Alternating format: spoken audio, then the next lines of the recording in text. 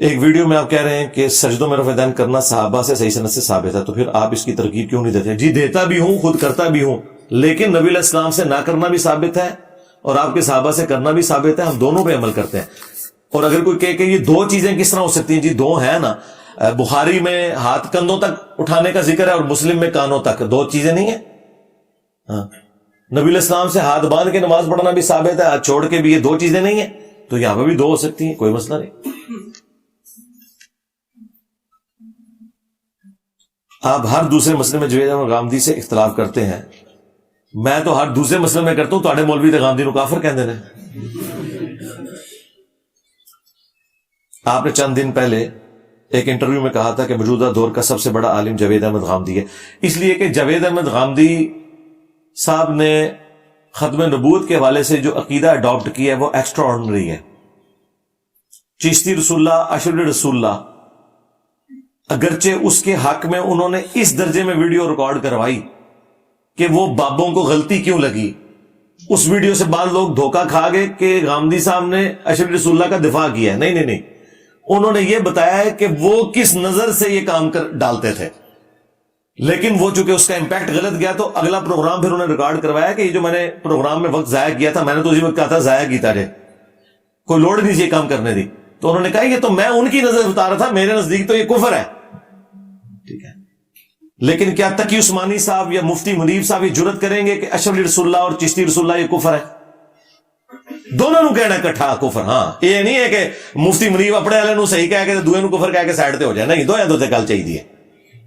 تو مجھے بتائیں، آپ اگر کوئی بڑے علماء پیش کر سکتے تھے تو یہی دو پیش کر سکتے تھے نا، ان کی تو حالت یہ ہے کہ وہ اپنے بابوں سے باہر ہی نہیں نکل پا رہے۔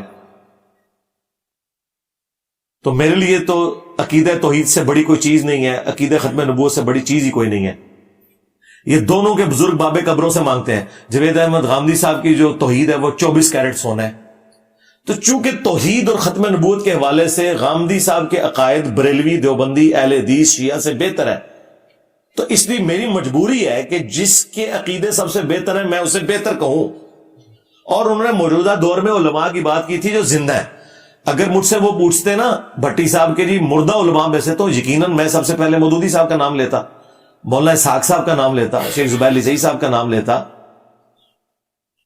پیر نصیر الدین صاحب کا نام لیتا، لیکن انہوں نے کہا تھا جو اس وقت زندہ ہیں ان میں سے۔ اگر آپ سمجھتے ہیں تو مجھے ذرا پرچی پہ اس بندے کا نام لکھ کے بتائیں جس کا عقیدہ توحید اور ختم نبوت قرآن و سنت کے مطابق ہے، میں اسے غامدی صاحب سے کیا اپنے سے بڑا عالم کو ڈکلیئر کر دوں گا، حالانکہ میں تو جاہل ہوں، چلے مجھے چھوڑ دیں، میں غامدی صاحب سے اور ٹائم قیامت تک جو بندہ لے کے آنا چاہیے۔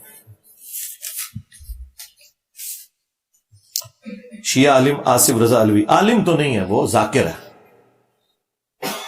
آقا کریم کے نکاح اور لان نبوت کے درمیان بچوں کی وجہ، اور جناب جب وہ جو جتنی آپ کو کیلکولیشن بتا رہا ہے، پہلے تو وہ کیلکولیشن ثابت کرے نا کہ اتنے سال اولاد نہیں ہوئی پھر اتنے دن بعد ہوئی، وہ کتنے لکھے ہے؟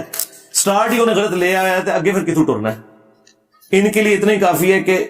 ایران کے جو علماء ہیں شیعہ، وہ نبی اسلام کی 4 اپنی بیٹیاں مانتے ہیں۔ سب سے بڑا غالی رافضی جو حضرت عائشہ کا نام لے کے ان پہ سب و شتم کرتا ہے، وہ منحوس آدمی ملعون یاسر الحبیب، اس نے بھی عرب ٹی وی کے پروگرام میں کہا کہ حضور کی 4 بیٹیاں اپنی تھی۔ آصف علوی تے شاہی کوئی نہیں، یہ تے اینا جا رافضی ہے دے مقابلے چ۔